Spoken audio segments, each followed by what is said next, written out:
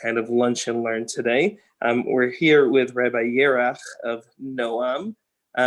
So why don't we start with you just explaining what that means. Who is Rabbi Yerach and what is Noam? So again, thank you so much for having me over. And Yerach, so again, Yerach is short for Yerachmiel. I think if I'll start, just to say a few words about myself, is that I think it was like 40, 42, 45 years ago, my parents moved to Israel. My father was from Minneapolis, Minnesota, and my mother was from Brooklyn. And they moved to Israel just to tiny settlements. But at the age of 3 months, I already grew up in Jerusalem. You could say a pretty traditional, modern, Orthodox family. My father is a rabbi, a YU, Yeshiva University rabbi. And moving to Israel is, again, being in all the modern Orthodox schools, programs. After finishing high school, I went to a yeshiva, to a school of learning, again, all day and all night. And after that, I was drafted to the army. Thinking about those times, it really takes me back now. And I think you could say I was at the age of 23, 24. That's when my sister gave me for the first time. I came back from the East, like every Israeli that travels around the world. And my sister gave me a paper about the different denominations in the Jewish world. Now, I thought I was a very knowledgeable person in religion. I studied Islam, Christianity. I went to ultra-Orthodox yeshivas, modern Orthodox yeshivas. When I was traveling around in the East, I was practicing Buddhism. I was living in a monastery there. And still, when she gave me this paper about the conservative and reform movement, was the first time that I was like, oh my God, I had no idea that even exists. So, right, and just to pause for a second, for for our viewers, for some context, the reason this story is important is because I know a lot of us don't know what Noam is, but it is it's the teen wing of Masorti, and so Masorti, of course, is the conservative Judaism of the rest of the world. That's the name that conservative Judaism goes by. And so, Rabbi Yerach is the rabbi to Noam, to that teen wing of Masorti. And so, ultimately, that's where the story ends, is finding, conservative Judaism. I just wanted to give a little context about, just why this is significant. You're growing up in the modern Orthodox world and discovering denominations, for the first time. And we'll talk about Noam in a moment, but yes, it's an entire youth movement here in Israel. And you'll know now that I'm just thinking about it, coming from different denominations and going through different parts of Israeli society, I guess pretty much helped the way that I work in Noam, and also shapes a bit, I won't take a lot of credit, but it shapes a bit of what Noam is today. It's a youth movement in Israel. Mm-hmm. I did interrupt you slightly in the middle of your story, and I'd love if you would recap, how you got from that piece of paper to being the rabbi of, this movement. So I know it sounds it's a bit weird because so my sister gave me this paper about the different denominations, and I don't know if this happened to you, that you just stay up all night reading something because it's like mind blowing and you just can't stop. So if it's either on the computer or if it's reading books, and the way that I found out what the conservative movement is through books. And so I was, at the time, I was just doing my bachelor degree. I was about to be a teacher, just in you could say a traditional modern Orthodox school. That was my plan. What were you going to teach? So I was studying, and also I was about to teach Bible and geography. Okay. We call it Limudei Eretz Israel. It's like teaching everything about its history, its geography, its botanics, everything you could put together that has Israeli culture. And so that was my path. But I really wanted to meet conservative people. It was a big passion. Like I don't know to you that you read so much about something and you just want to meet the people. And the people I met were, so what I did is I was sitting in a synagogue, a conservative synagogue, and I saw a pamphlet that said, if you want to come study for a master's degree in Schechter, Jerusalem. Now, I've never heard about Schechter before. Today it's a big college. I had no idea. And I told myself, you know what, I got to do this. I got to go, and I got to meet other conservative people. And when I got there, we weren't a lot of people at all. The whole process was very, very long. It was like coming out to my family and friends. It took a lot of time. But eventually it was, I went to Schechter, and I think it was the moment I walked in. It's very funny. It was, they asked me if I want to do an internship to be a rabbi. And I'm still at this process that I'm not sure exactly where and who I am. I thought every conservative person is Lieberman or Heschel. That's like, these are all the conservative people in the world. Whoever doesn't know, Lieberman is a very important Jewish scholar. And that's true, though. Everybody is like that in the movement. We're all, yeah. At least in America, we're all Heschels and Liebermans out here. So you can be sure of that. So that's what happened was, so I started an internship in a small community in the south. It's called Omer. And the thing is, I'm doing my master's, and I'm doing it at the same time a tour guide course. And when they came over and told me, listen, do you want to be a rabbinical intern? I was like, no, there's no way I could do that. And then they told me how much money I'll make. And I said, you know what? I think I'll do that for the next 2 years. And I decided, again, I have no idea what it means to be a conservative rabbi. My father's an Orthodox rabbi. That's all I know. So I've done it, and I enjoyed so much the work in this internship that I decided that I will want to go on to rabbinical school. But because I haven't met any conservative Jews, again, we were only people. So I decided that I want to fly over to the United States so I could see what JTS is and to meet different communities. And that's what I did. So I flew overseas. I went for a semester to JTS, and I went to Camp Ramah.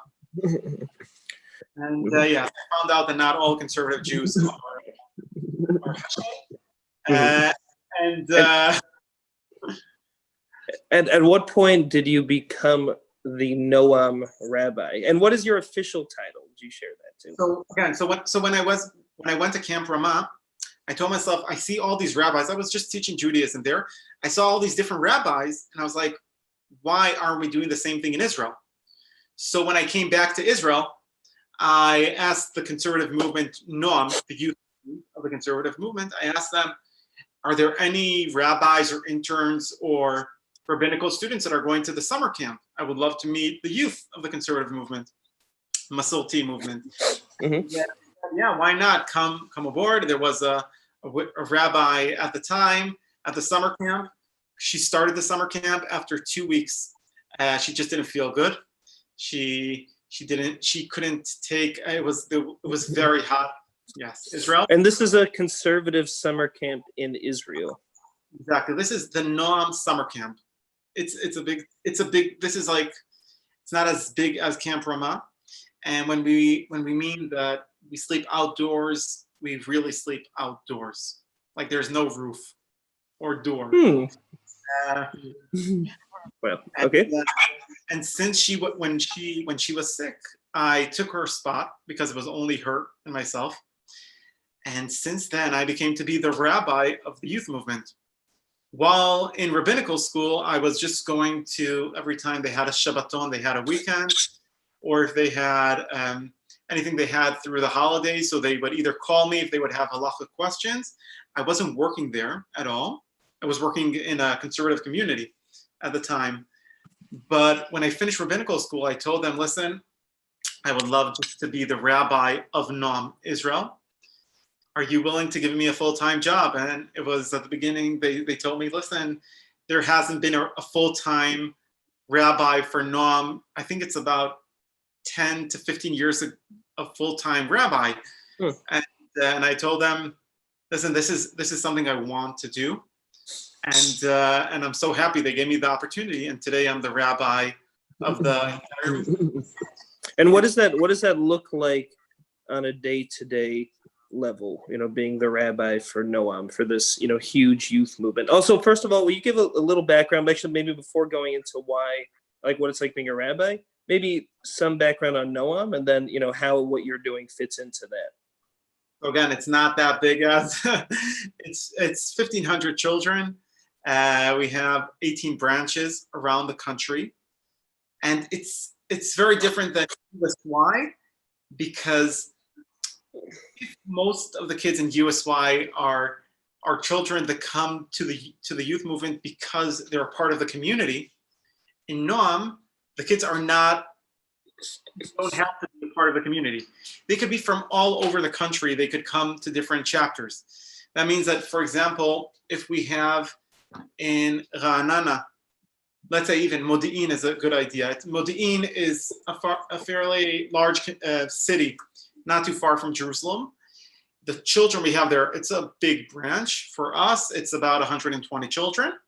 And not all of them, I'll say about 20% of the kids are part of the conservative communities there. Most of the kids are just coming from all around. We go and we go to different schools to find children to come to our youth movement. And we have 6 different pillars of our youth movement. It's the things that I guess also you guys believe in, that we believe in. It's about democracy, environment, choice. It's translating is a bit hard.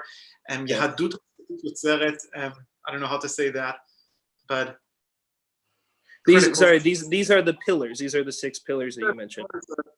That every child that comes to Noam, it doesn't mean that they're a part of the movement at all. I would even say that we have only about 20% of the children that come to Noam are what we call community kids. Mm-hmm. The rest are 15 to 20% are Orthodox children, and they would say about themselves that they're Orthodox, and the rest are usually kids that come from secular, very traditional households. That means Jewish values are very important to them, and it has to be a gift. I'm curious, the kids that are coming from the Orthodox households, are they in any way challenged, being in this Masorti, at least this Masorti community, at least this community that roots itself in Masorti values? Like, are they feeling challenged? Is it, and what kind of programming, is happening for your kids?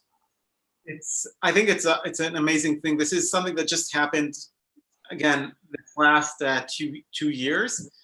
We have parents, and next week I'm going to another community, what's called Open Orthodox, and I'm going to pitch our youth movement to them. We want their children to come to Noam.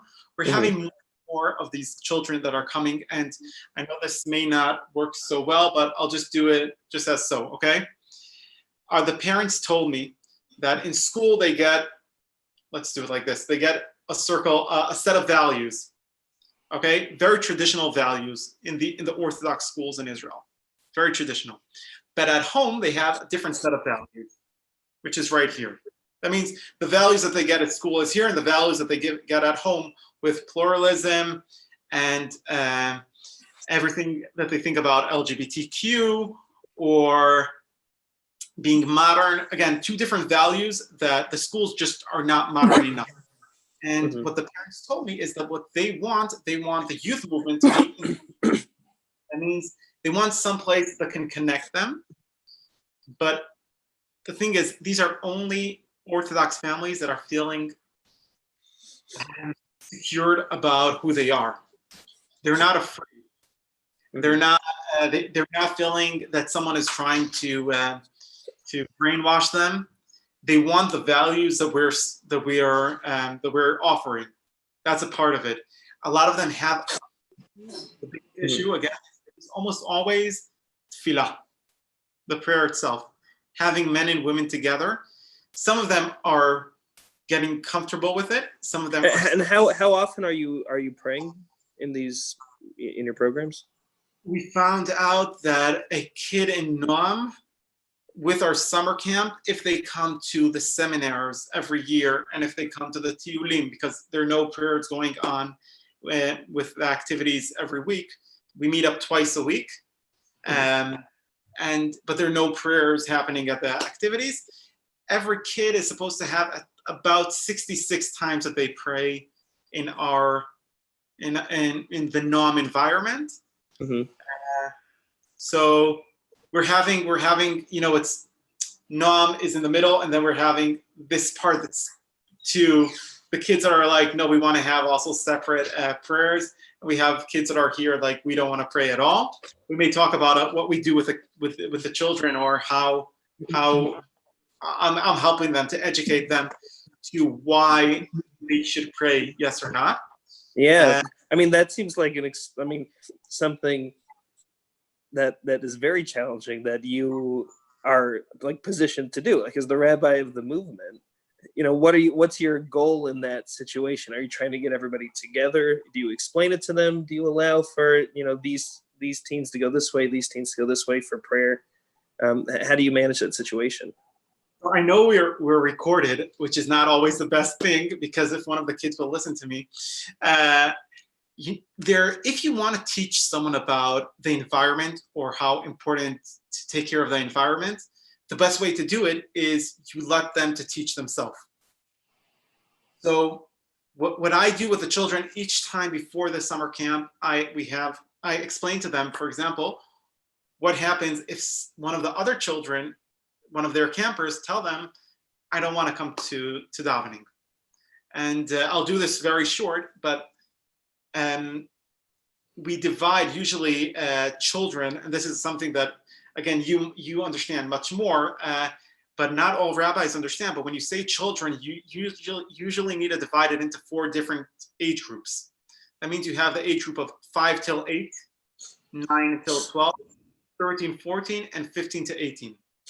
You have to break these down, because the difference, a kid at the age of 5 till 8, all they want, again, there's always kids that don't fall in the same bracket, but they want to be close to the adults, and they want to have fun, they want to sing, and they want to have rhymes. That's the idea. Let's jump to 13, 14, something that happens to our communities usually after the children have their bar bat mitzvah. Until at the age of 9 till 12, again, they want to be close to the parents. It's very important to them.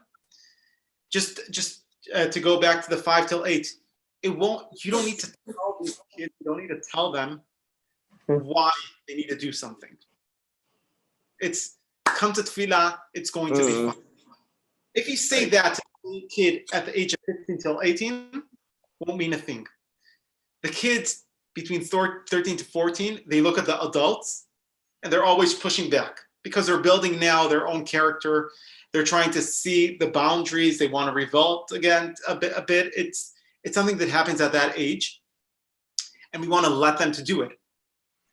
The kids 15 till 18, they want to build their identity. So for example, if a kid at the age from 15 till 18 will tell me, Yerach, listen, I love you, but I don't want to come to pray.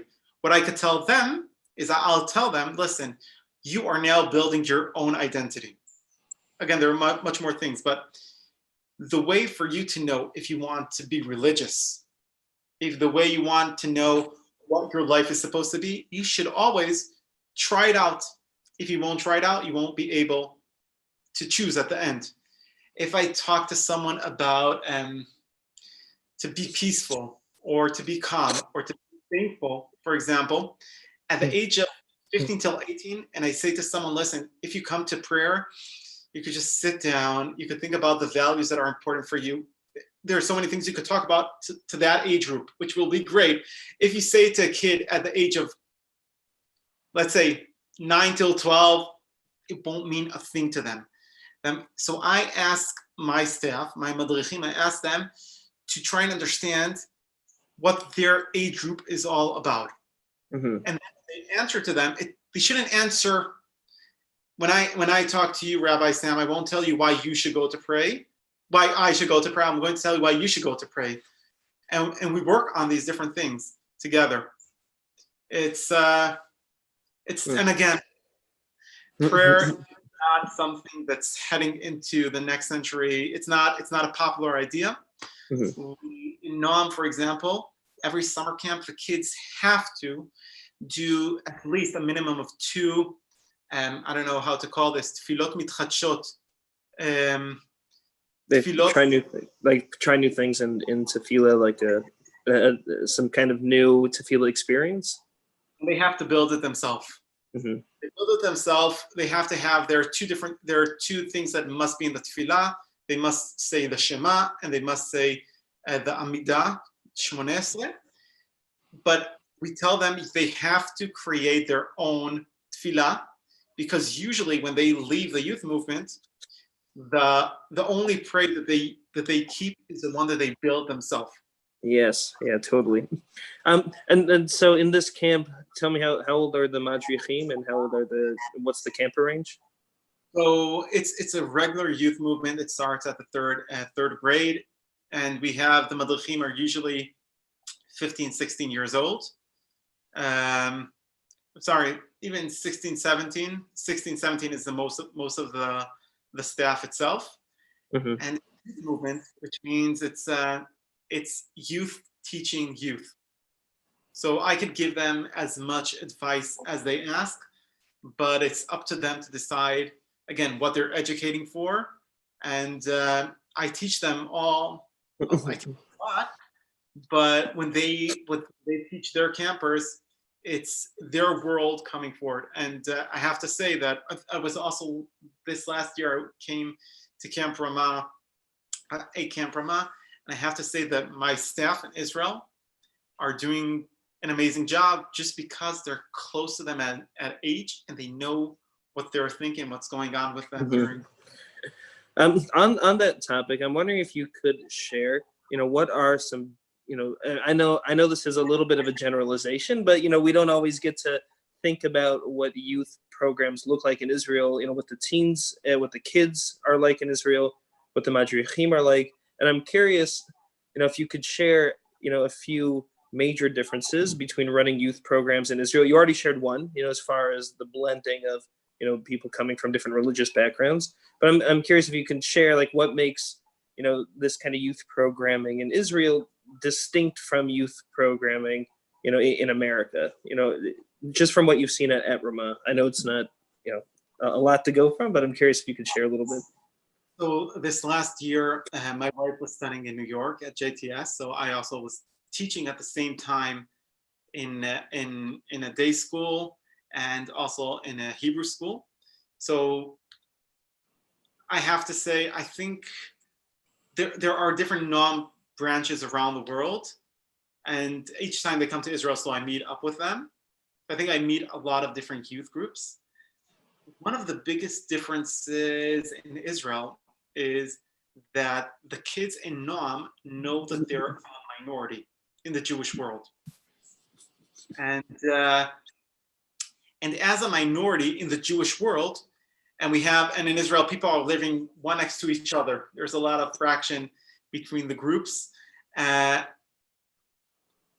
You have to know what to answer other people, and you have to answer to yourself, which is, it changes the way that you think about your Judaism. First of all, your Judaism is also activism. That means that each child, right, yeah, to Noam, they're activists. And we put on the shirt that has the green logo. And again, it's not easy for them because right.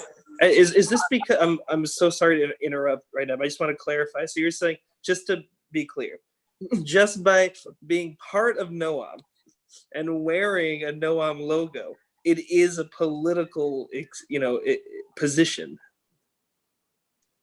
Very much, very much. I have to say, it's not too far than most of the people that are in our communities.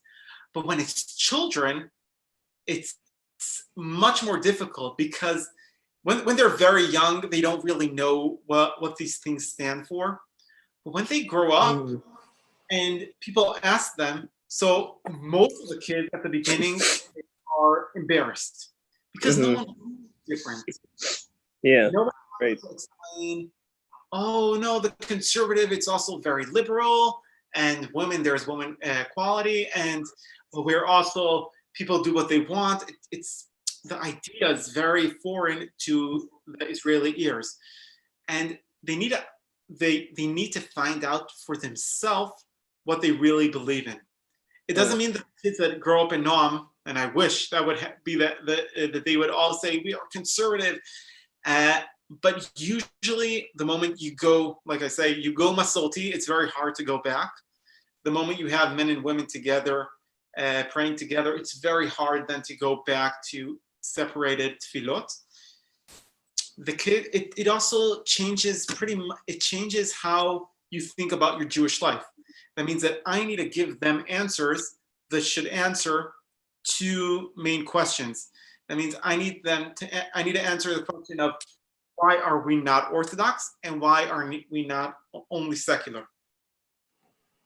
The kids that I met in the U.S., there wasn't a real question of why we're not Orthodox.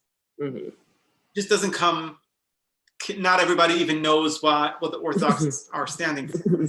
Sure. I mean, it's very different. They're not living in a country that, there's no real separation, between, between Orthodox Judaism and the state. Exactly. And even those numbers are going up with more and more people joining the communities today. It still doesn't mean that it feels like a wave. It feels like you're still a minority in the state of Israel. Mm-hmm. And you mentioned that the kids don't really know what Noam stands for when they get into it necessarily. So I'm wondering if you could share, what does Noam stand for, as a political statement, if it were to be one. Yeah. So again, the important thing at the end is just it's a youth movement. It's not a big youth movement. That means that most of the kids that come to Noam, they come because they enjoy their time and with their friends and with their different activities. Like I said, they meet up twice a week. They do a lot of different ideas. We try to find out what in Noam, like what is the identity of a kid in Noam. Usually when you want to break it down, we have a big range of children that come.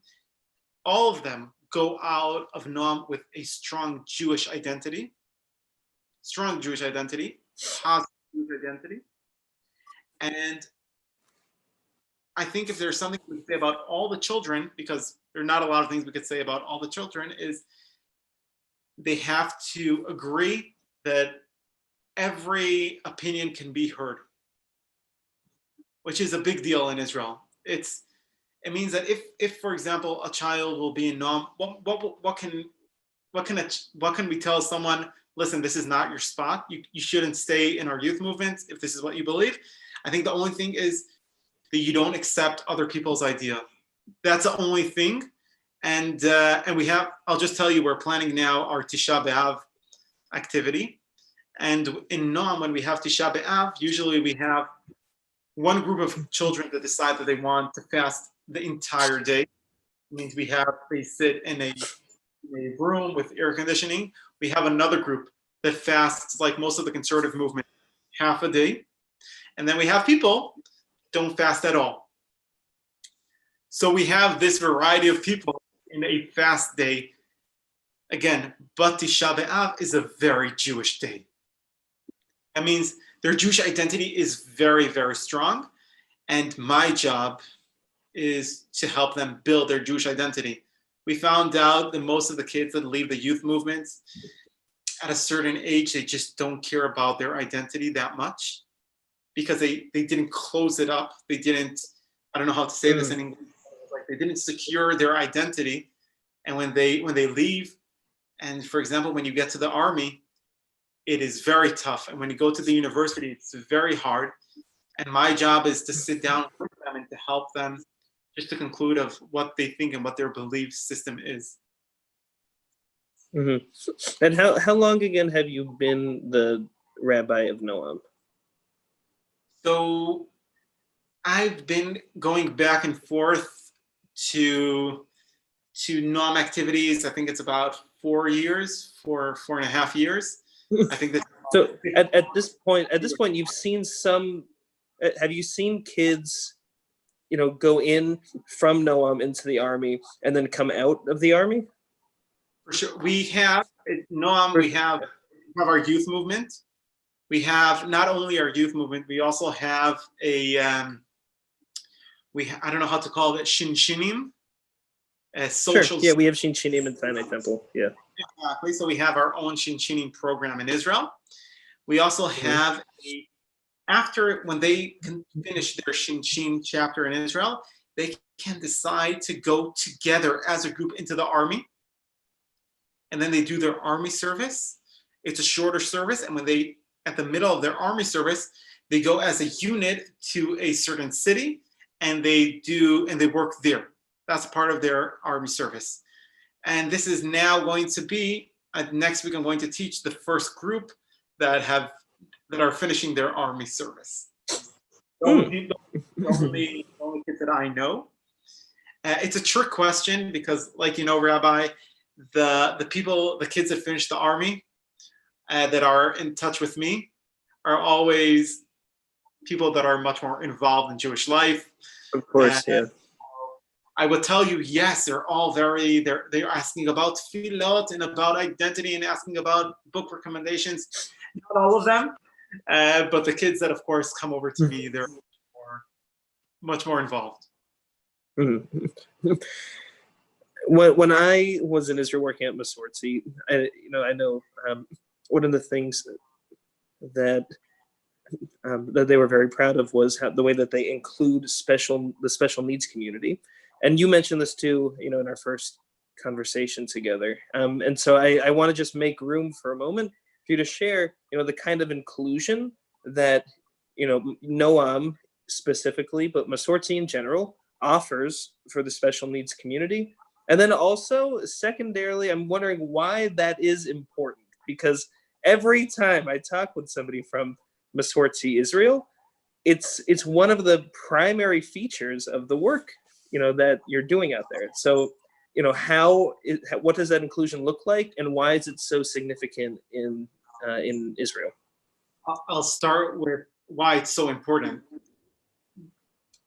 When we think about our values, what we're standing for, and most people think about when they think about Masorti in Israel and about Noam, is about women's rights, which, just so you should know, even though most people that you might know are liberal, it's not exactly the situation in Israel.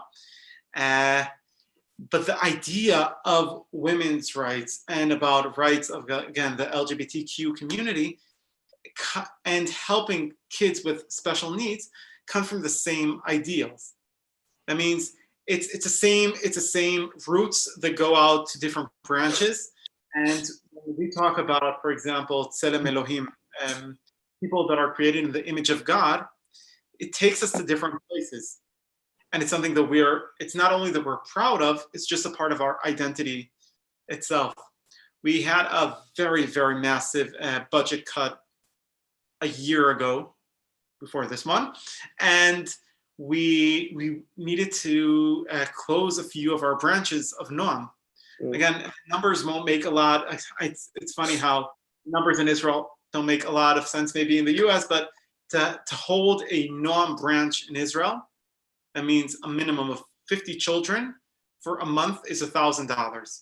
That's all we need is just one branch $1,000, but we needed to do some cuts. And the first thing that we thought about is our special needs program. And we have in our special needs program, we have children that come and they're a part of our NOM program. So for example, we have about 400 children with special needs that come to our summer camp. It's their only opportunity to have a summer camp experience with us in NOM. And they come, some of them sleep over, have an overnight stay, some of them can't. But it's so important to us that when we were doing the cuts, we thought about where we're going to get the money for these different activities, and we said that we're not taking one branch that's not with special needs, because special needs cost much more money. You need to have someone else to be with them to help them out. So we went to the kids in our high school, in the high school, and we told them, listen, we have a budget cut. This is what we have. We need you to get money to save this program of special needs. And they did, and they just did that. For two weeks, they asked people to donate money, and they did a whole program just to get the funding. And Baruch Hashem, we opened up not only after that, not only that we kept the kids in the same program, we're also bringing more and more children over, which is amazing. Masorti Israel is doing much more things. Just because being a rabbi in Masorti, this week I'm going to have a bar mitzvah of special need children. It's called Bar Mitzvah Layeled HaMiyuchad, and it's the most, I can't really, if you could share with your community, it really touches your heart when you just see these bar mitzvahs. But meanwhile, they can't do a bar mitzvah through any Orthodox rabbi. It's a halachic technicality. Thank you very much. There's no way I would say that. It's just because when they say a blessing, it doesn't mean that someone could be yotze. I don't know how to really translate that. No, that's it. You said it. Yotze means to have their obligation fulfilled. Exactly. So we do bar mitzvahs for them in different schools. My wife is teaching in one of those programs. It is, I know it sounds, it's Zionism, like it's just coming to people, again, the Spirit of God, Tselem Elohim, meeting a nefesh and a nefesh together. And we see it as it's just who we are. So we'll put a lot of our focus on those children to help them also to have their experiences they should enjoy. And of course, we have more and more staff. We started the program a few years ago.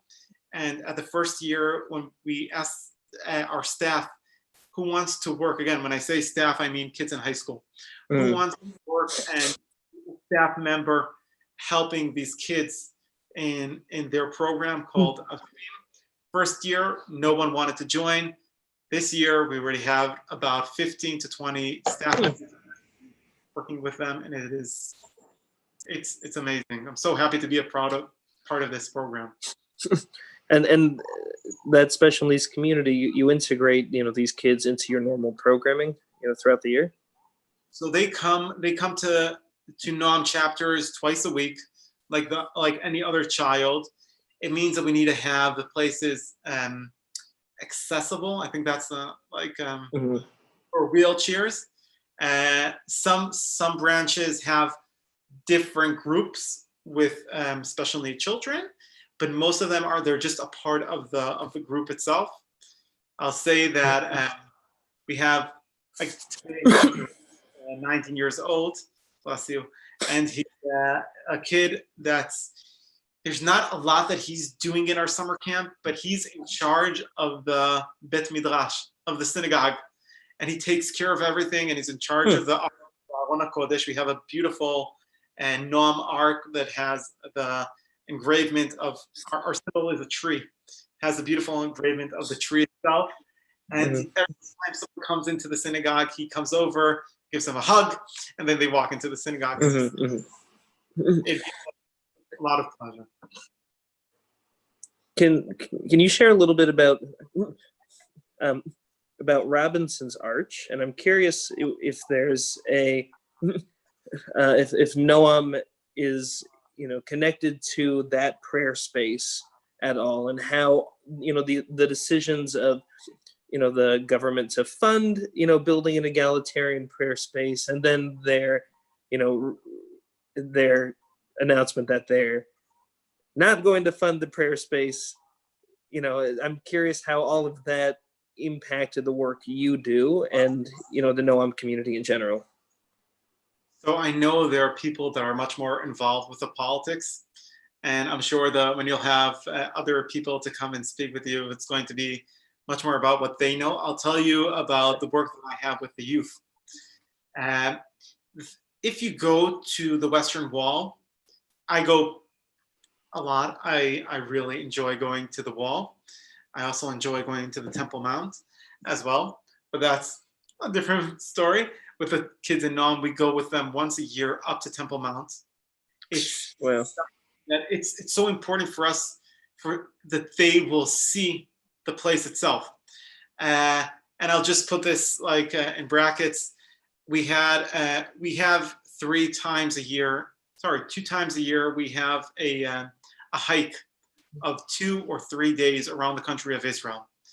And we had now in Pesach, but because of coronavirus, the kids were all in their houses. So we did 3 days of virtual Tiyul Pesach. Woke up in the morning and instead of getting on the buses, they put on their Noam shirts. They had a small activity and they went on a virtual tour. That means that our madrichim, again, kids 16, 17 years old, they took them on a virtual tour. The first day was to the Temple Mount, and the second day was to the pyramids in Egypt.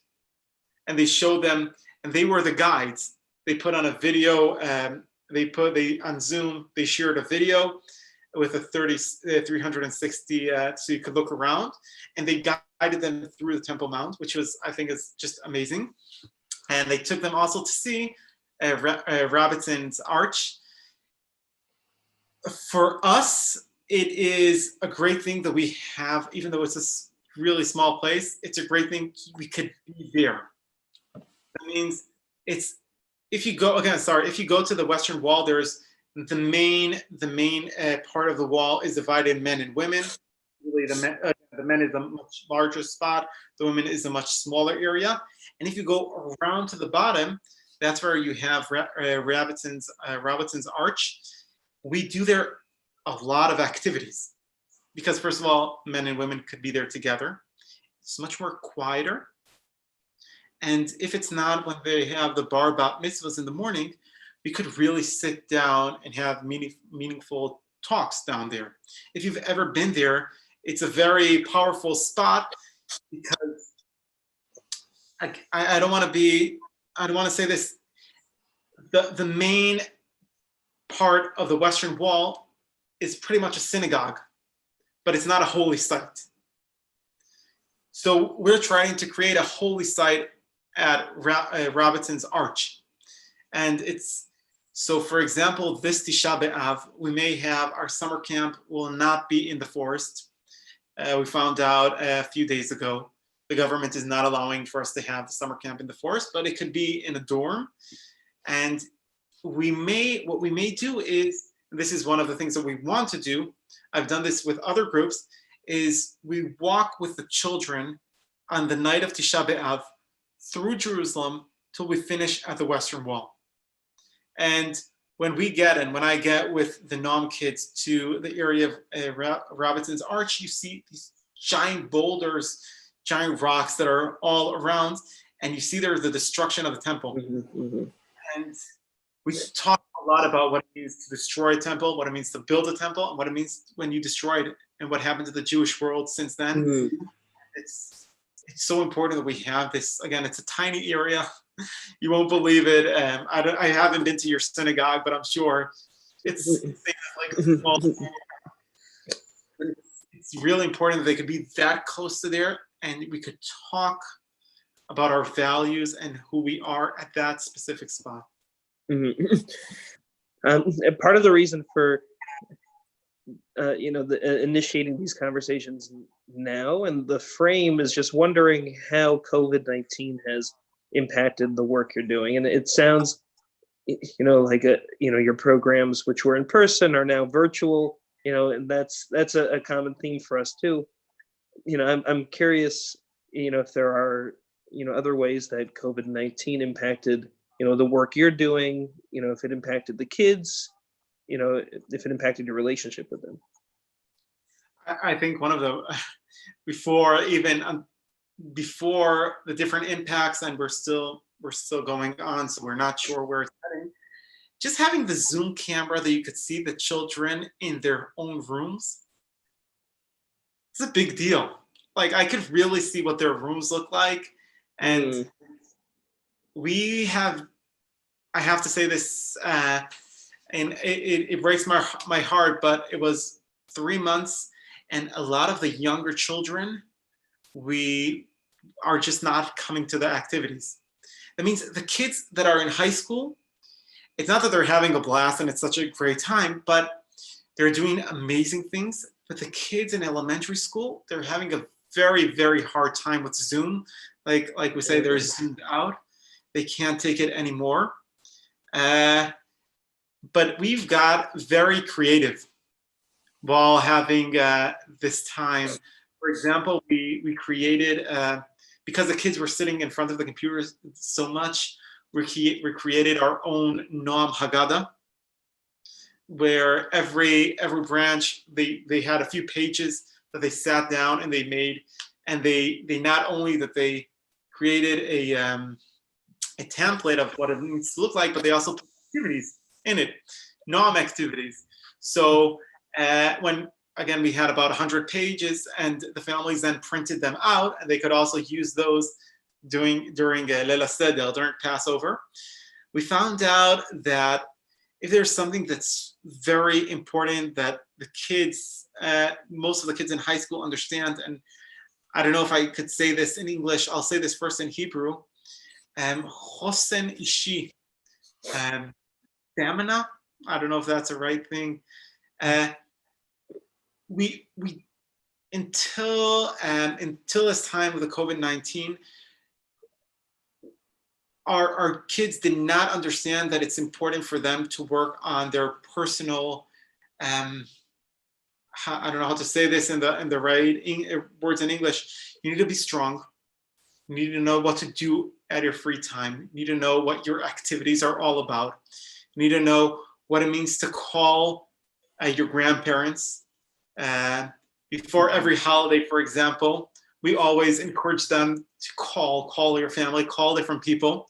As it's great, we're doing it right now, but it's still better, much more personal, if either you do a WhatsApp call with video, or you can even call someone. Like, sometimes we forget about that.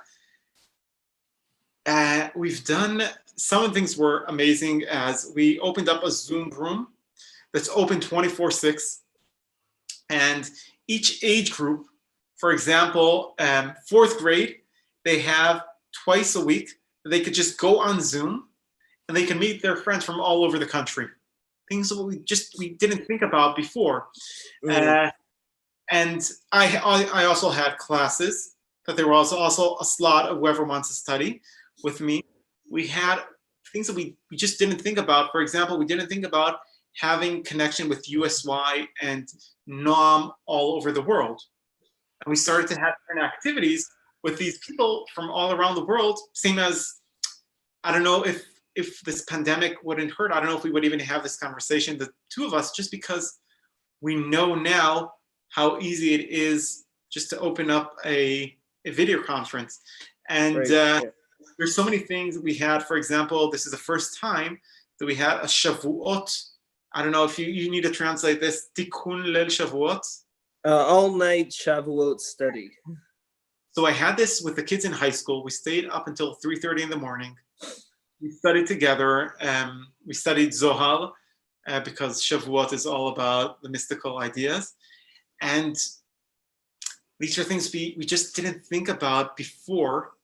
We found out so many different things, and we found out, I think that there's so many different things that are going to are going to evolve after we're going to be coming back, but how important it is for us just to meet up with each other.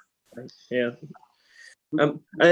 You mentioned involving kids from around the world, and I know there's Masorti Israel, but there's also Masorti Olami, which is the global, I guess, the not Israel, not U.S. conservative community, as far as I understand it.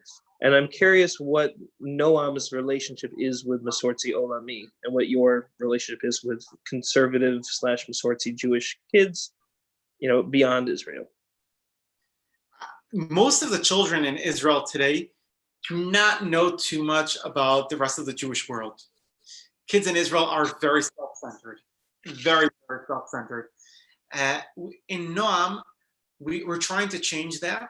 So for example, our summer camp, we have every year in our summer camp, we have a group, at least one group from Noam, England, that comes over and stays with us.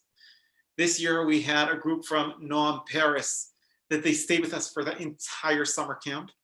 They came, again, for you to understand what our summer camp looks like, all outdoors. When they say bring a sleeping bag, you should bring a sleeping bag. Because that is what you're sleeping in. You are sleeping, you bring your own mattress from home. That is crazy. By the way, I grew up going to Camp Ramah Darom, and we did have to bring a sleeping bag, which we would use one time in the summer when we went outside and slept. The rest was in beautiful, mostly air-conditioned cabins. Camping for you. We have a few fans, and again, this is Israel, July and August, okay? We have a few fans. The Bet Midrash gets a fan, very important. And the Mirpa'ah. The infirmary. Thank you. They also get a fan. So yes, it's all outdoors, and we get this group of I think it was 12 children from Paris. They came from the airport. They came to our summer camp, and you see them. You could see that they don't understand where they're heading to. And we told their madrich, we told them, listen, we told you should be prepared. Tell the children. And he said, no. I want them to be surprised. And they came in their first 2 days. They were crying a lot. Again, they were like, oh, why are we here? What's going on? They don't know Hebrew at all. They know French and English. And after 3 weeks with us together, first of all, they're still in touch with their friends in Israel. Their Hebrew is amazing, and they're part of our community. So we meet up with them. We're trying to do. We had a staff member in Noam Israel that was in charge of the educational staff in Israel, and he is now the shaliach of USY in. He's in charge. He's the shaliach of USY, and since he's here, we're having a lot of activities together with USY. We had one at Shavuot. We had one at before Pesach, and we're trying to do as many things as possible with Noam Olami and with USY, because this is our community worldwide. We have the same logo, we have the same belief system, and we want to be a worldwide movement. I hope one day USY will also join. They could be, I don't know if USY Masorti will be the best thing, but we want to be a movement in the entire world, so we can move things forward. We're pushing for that very much. And again, there's not a lot of things happen from this pandemic, but for sure the networking is much stronger today than it was 4 months ago. Thank you. All right, so Yerach, we're coming to the end of our conversation together. Before we do, I just want to thank you for being here. I know personally, I'm proud, to be part of, of a synagogue of Sinai Temple, a synagogue that, has such a strong relationship with the Masorti Foundation, and I'm excited to do everything I can over here. And I know I speak for Sinai Temple when I say, that we're committed to growing Masorti ideals outside of the U.S., in Israel and around the world. So thank you so much, for being letting us be your partner in this partner with the Masorti Foundation. And the other thing is, I just want to mention that Masorti also has a U.S. arm that works throughout the U.S. And you can learn more about it at masorti.org. Yerach, did I miss anything in that plug?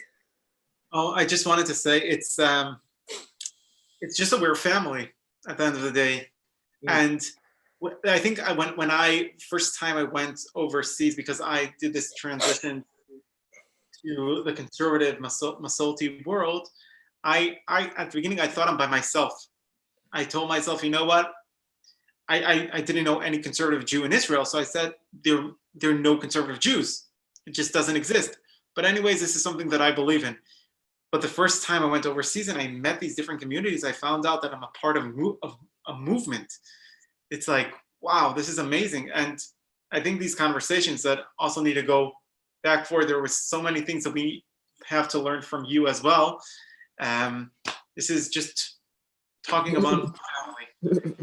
Thank you. Yeah, we are family. And what kind of family would we be if we didn't know that it was your birthday and wished you a happy birthday? So it is indeed Yerach's actual birthday today. And so we wish you all the way from here. By the way, you have longer, if you can make it out to California, you can have many more hours of your birthday. Happy birthday, Yom Huledet Sameach. What are you doing? What are you doing to celebrate? We have one more minute. Sing. I'm getting a message that says sing happy birthday with my guitar.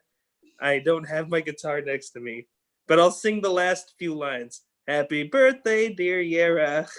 Happy birthday to you. There you go. That was a request from our audience. Yeah. Yeah. All right. Well, Yerach, thank you so much for being with us today. And we're looking forward to more partnership in the future with Masorti, with the Masorti Foundation. Thank you. Bye. Thank you so much.